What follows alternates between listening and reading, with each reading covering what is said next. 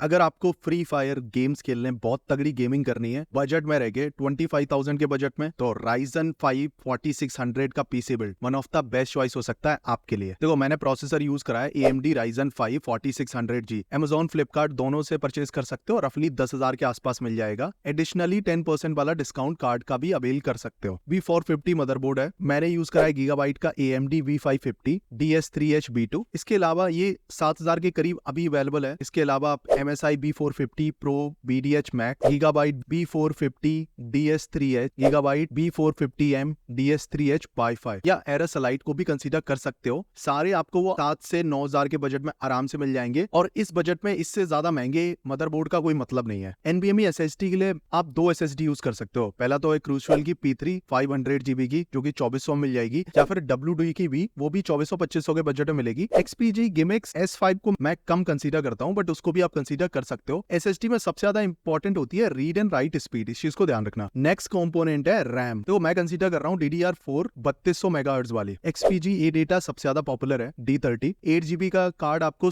1500 से 1600 के बीच में मिल जाएगा, अभी 1600 रुपए कॉस्ट कर रहा है। इसके अलावा Coursera की Bengex LPX XPG A-Data Gimmicks Kingston Fury, इसके अलावा G-Skill की Ripjaws को भी यूज कर सकते हो। सारी की सारी रैम आपको 1500 से 1700 के बीच में ही मिलेगी, महंगी खरीदने का कोई ज्यादा मतलब है नहीं। नेक्स्ट कंपोनेंट है पावर सप्लाई। अब मैंने यूज करी है 450 वॉट की पावर सप्लाई, जो कि मुझे लगता है most of the time enough है। डेडिकेटेड ग्राफिक नहीं लगाते हो तो इससे आपका बहुत अच्छे से काम हो जाएगा। इसमें यूज कर सकते हो एंट स्पोर्ट की BS450L, जो कि 1599 में आराम से आपको देखने को मिल जाएगी। अदरवाइज आप सर्टिफाइड कैटेगरी में जाते हो तो गीगाबाइट की P450B, कूलर मास्टर की MWE 450, इनको भी कंसीडर कर सकते हो 2500 के बजट में। बट हमारा बजट कम था तो हमने एंटी स्पोर्ट BS450L से ही काम चलाया। कैबिनेट बहुत इंपॉर्टेंट चीज है। कैबिनेट में लुक तो इंपॉर्टेंट होता ही, उसके साथ में जितने ज्यादा एडिशनल फैन मिल रहे हैं और कितनी अच्छे से कूलिंग कर सकता है, ये सबसे ज्यादा इंपॉर्टेंट है। तो इसमें आप एंट स्पोर्ट की ICE 110 को कंसीडर कर सकते हो। 3300 के बजट में करंटली अवेलेबल है, एज लो एज 3000 में भी खरीद पाओगे। एंट स्पोर्ट की ICE 3111MT को यूज कर सकते हो, मैंने यूज करा है। और कम बजट में एंट स्पोर्ट की 220 को यूज कर सकते हो। मल्टीपल फैन है, आपका CPU बहुत ज्यादा कूल रहेगा, इसकी गारंटी है। अब ये सारे कंपोनेंट आप एड ऑन करोगे ना, तो आपकी PC कॉस्ट 26,000 के करीब आएगी। ऑफर वगैरह में ये कॉस्ट एज लो एज 23-24,000 में आराम से आप ले सकते हो इस PC बिल्ड को। एक चीज और बता देता हूँ, वाईफाई अडेप्टर में बहुत ज्यादा प्रॉब्लम आती है। लोकली जो 150-200 रुपए वाले वाईफाई अडेप्टर लोगे, वो मोस्ट ऑफ द टाइम काम नहीं करते हैं। तो मैं हमेशा ही रिकमेंड करूंगा TP-Link की USB वाईफाई अडेप्टर, जो कि आपको 499 रुपए में मिलेगा। डू कंसीडर दिस, और ये वीडियो आप मेरी जरूर देखना इसके बाद। अभी भी कोई क्वेरी है प्लीज कॉमेंट।